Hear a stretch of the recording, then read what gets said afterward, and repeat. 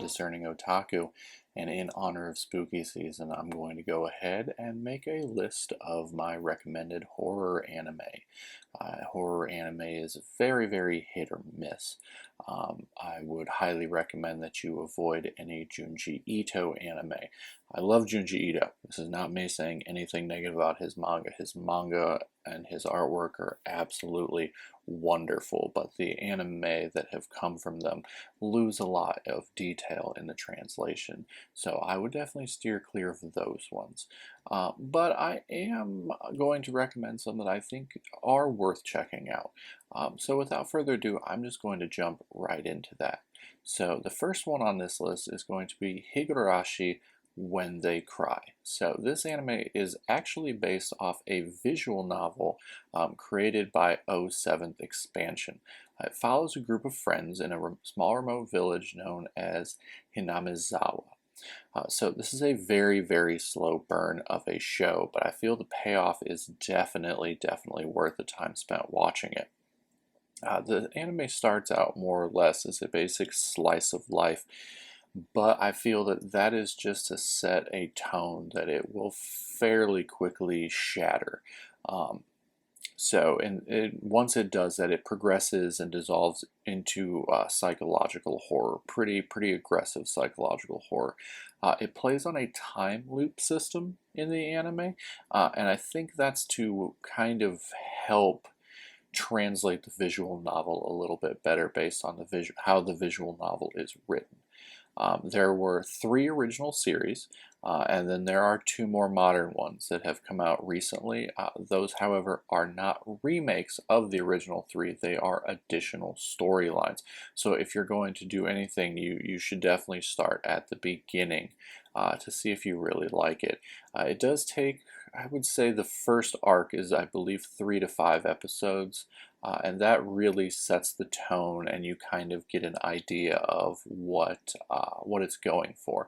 It's one of my absolute favorites. I'm slowly working my way through the visual novels currently, and they're absolutely wonderful. I highly recommend them. So going on to the next one, which I actually checked out not long after I first watched Higurashi, and that one is actually called Another. So this series is based on a novel, and it involves Koichi Sakakibara transferring to a new school and meeting Mei Misaki. But things aren't what they seem as students start dying gruesome deaths left and right. It is a shorter series. I can't really tell much about the story without spoiling it, but I did find it to be an enjoyable show. The key artwork for it is very recognizable. It's one that always pops up when searching for horror anime. And I do feel that it does take the tropes that it follows and does something a little more unique with them. And I was honestly fairly surprised that I enjoyed the show as much as I did. But go ahead and check this one out. I think it's a fairly solid pick for the few hours that it would take to make it through the actual series. So, going into the next one, High School of the Dead. Zombies, violence, and tons of fan service. This show is infamous for all 3 of those things in abundant amounts. Unfortunately, the manga does remain unfinished as the author passed away sadly in 2017. The anime series ran for 1 season, and there is an OVA that follows. It tells a story of a group of high school students caught in the middle of a zombie apocalypse. Obviously, fairly trope heavy, fairly standard, but everything it does to the umpteenth degree. This definitely isn't one to watch with parents or normal people around. It is extremely heavy on the fan service and the violence, but it is definitely a fun show. It's not like Zom 100 where it's largely based on comedy and lightheartedness. It is definitely more on dark. It kind of steers that path pretty aggressively. But High School of the Dead it's a classic for a reason. I mean, anyone who's seen it could tell you, yeah, fan service, violence, zombies, abundance of all 3. Go ahead and check that one out. So this next one, I've yet to completely finish the actual series itself. I am far enough in that I know the twist of it, and I'm far enough to know that I would definitely recommend it to people, and that is School Live. The twist is extremely depressing. It'll play on your heartstrings a little bit, but it is definitely a well written and well done show. So without spoiling anything past the first episode, I'll just say that the show follows the school living club as they attempt to survive while trapped in their school by zombies. However, things, once again, are not exactly as they seem, so it's going to be equal parts cute and equal parts horrifying. I was very surprised when I started this show, because the first little bit of it you think, oh, how is this horror? It just seems like a cute anime girls doing cute anime things show, and it quickly lets you know that's not what it's all about. It definitely plays into some darker areas, definitely psychological horror along with some ultra violence in there. But School Live is definitely one that, for anybody who was looking for something a little bit different than your standard, just constant go go go horror, I think it's definitely one I would recommend. So this next one is a slight departure from the strictly horror genre, but it remains close enough that I felt that it was warranted. That's Beyond the Boundary. I don't feel this one gets the love that it deserves, outside the fact that it's done by the ever amazing Kyoto Animation Studio, who are extremely well known for just the pure amazing products that they put out. It follows Akihito Kambara as he attempts to stop his classmate Mirai Kuriyama from jumping from the roof. I don't want to say one of those other words to make it a little bit easier, as I don't want YouTube to yell at me. But in trying to stop her, she suddenly stabs him with a sword made of her own blood, only to discover that he is actually half Yaomu, which is an immortal supernatural creature. He then discovers that she is a spirit world warrior tasked with protecting humans from full Yaomu. So he's only half, she's tasked with going after the fulls, which is why she inadvertently stabs him at the beginning. She's not exactly sure if he can be trusted or if he's a danger to people. The show's action-packed, beautifully animated. It does have a fair amount of horror elements, that's why I wanted to bring it up in this video. There is a full series, and I believe 2 movies that follow it. And Kyoto Animation does an exquisite job with this one. Everything from beginning to end is just a pleasure to watch. The action scenes are very well done. Everything is just perfect. I highly, highly recommend Beyond the Boundary. Alright, going on to this next one, and I'm going to get, people are going to be mad at me for this because I'm extremely late on this one despite my advanced age. Boogiepop Phantom and the subsequent prequel series, Boogiepop and Others, takes place in an unnamed city in Japan after a large pillar of light appears in the night sky and strange events start happening.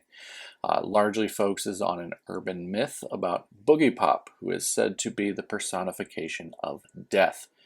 I watched the shows in order, which would be Boogiepop Phantom and then Boogiepop and Others, and that was the order that they aired.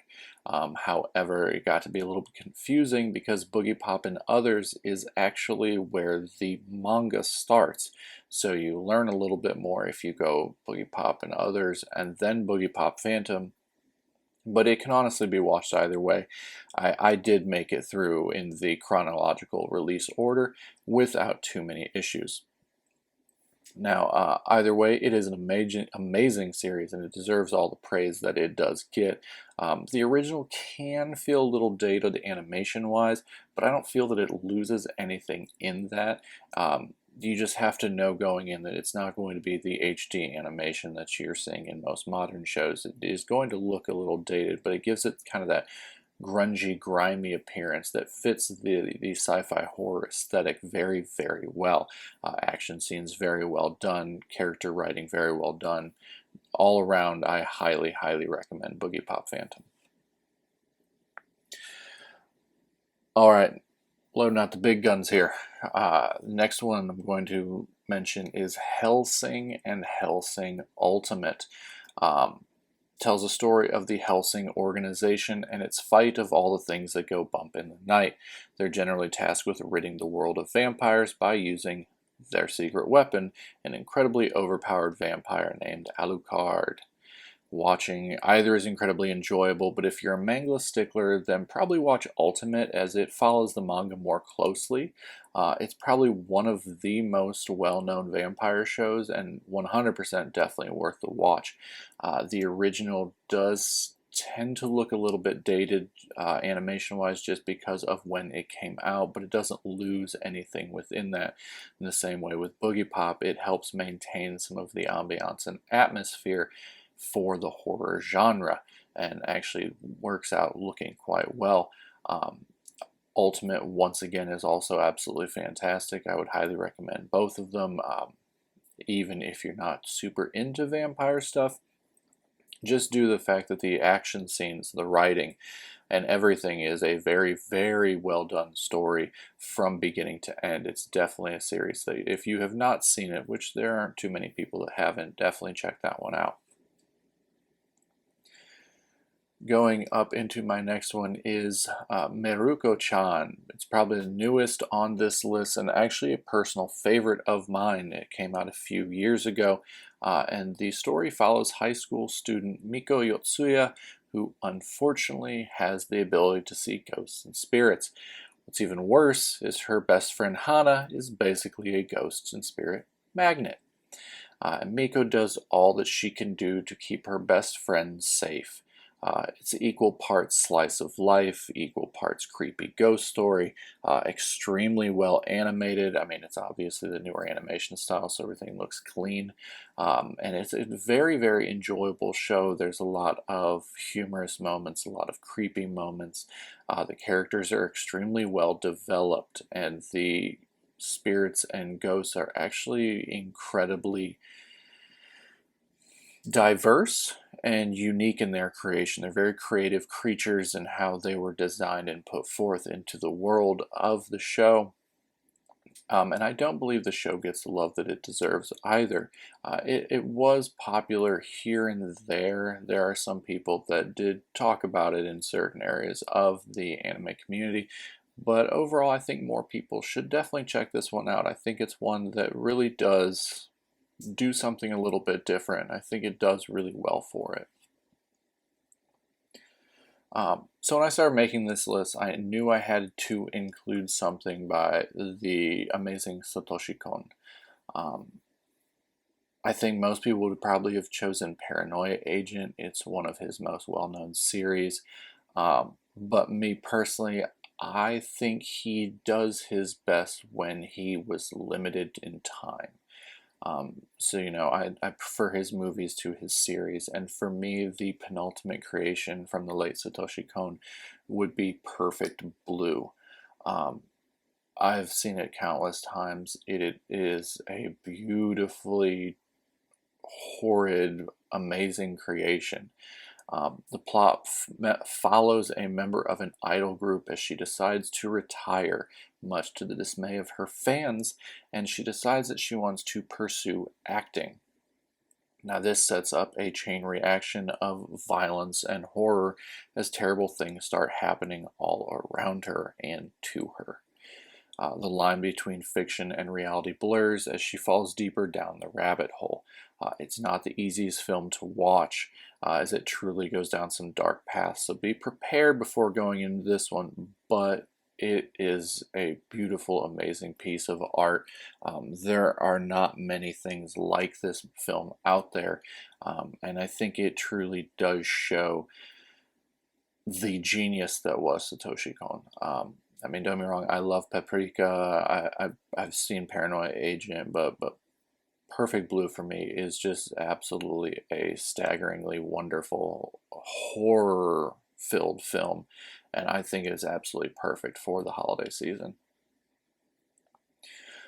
Moving on, we're going to go to another masterpiece. Film is, I don't know why I just went right into it. I have to tell you what it is first. Vampire Hunter D. Once again, another one that is fairly well known. It's been around forever. Film is set in the year 12,090 AD in a post-nuclear Holocaust world where a young woman hires a half-human, half-vampire to protect her from a powerful vampire lord. The woman is attacked and bitten by the vampire lord and turns to our titular character D to save her. This is one of the original films I checked out back in the 90s when I first started getting into anime. And while it is an older film, I think it's important, as I feel that it inspired many of the newer shows that are popular today, especially ones within the sci-fi and vampire genres.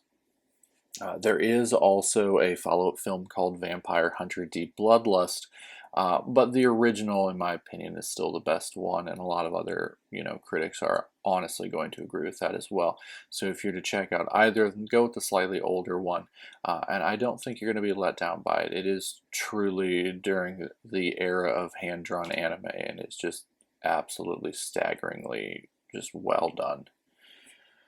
Alright, moving on, I'm going to go with another older film, and this one is Wicked City. Now, I watched this one almost back to back with Vampire Hunter D back in the 90s, and it really stuck with me. It's not something I revisit too frequently, but it's something that I remember pretty intently. The story takes place towards the end of the 20th century, where humans secretly coexist with the demon world, and it follows the exploits of Renzaburo Taki, who is a member of the Black Guard, a group secretly protecting humans from demons who target humans.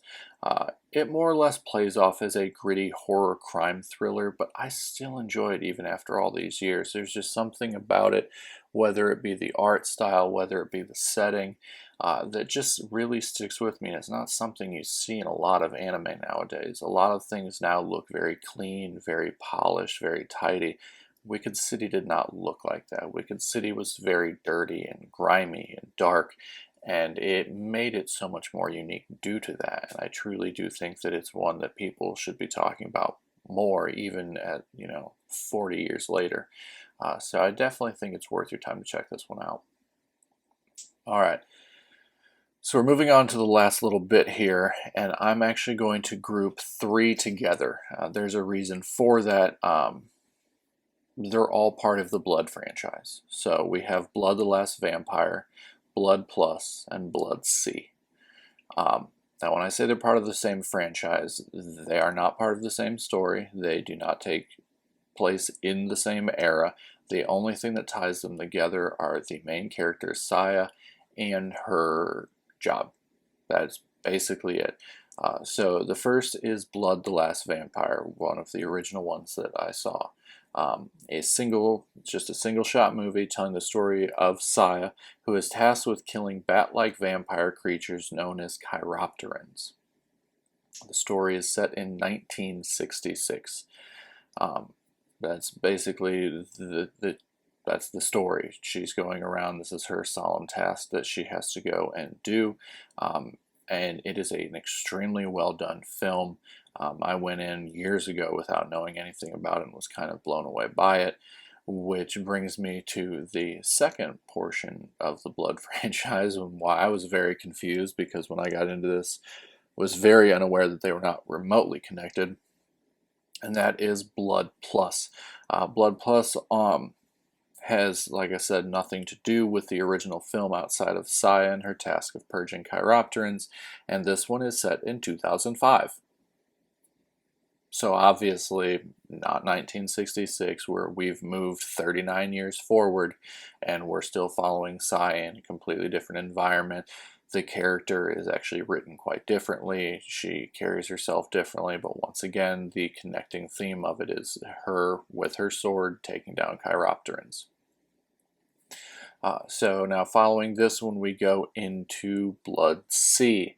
Now this one is actually done by Production IG, which is a fantastic animation company. They've done a lot of absolutely fantastic things. And so they decided to take on the Blood franchise and do their version of Saya and the chiropterans. Now once again, entirely new environment, entirely new era. This one is set my guess is probably in the 2000s as well, where Saya lives with her father at a shrine, and she goes to school on a daily basis with a little slice of life aspects, and then when she goes home, it's her sacred duty to go ahead and fight chiropterans. So that's going to be what the connection for these things is just the character's main name and her job. Outside of that, they are not interconnected. So they can all be watched separately from each other and have nothing to do with each other. Personally, I enjoy Blood the Last Vampire, the animated film, the most. There is a live action. I haven't watched it yet. But the original animated film is probably the one I would recommend checking out. It's got the lower cost of entry as far as time needed to watch it because there's not multiple episodes. It's a fairly short film. Beyond that, probably Blood Plus, and probably at the end, probably C. So with that said, I think I've taken up enough of your time with this extremely long video about horror anime. Did I miss anything? What ones would you recommend? Is there anything that you think I should be checking out this spooky season? I've been going through a laundry list of non-animated horror movies. I try to watch one a day to get myself in the spirit, as it were. But I'm trying to keep up with all things spooky. So with that, if you like what I'm doing, like and subscribe. If there's anything I need to check out, let me know down in the comments. And as per always, watch more anime, read more manga. You guys have a good day.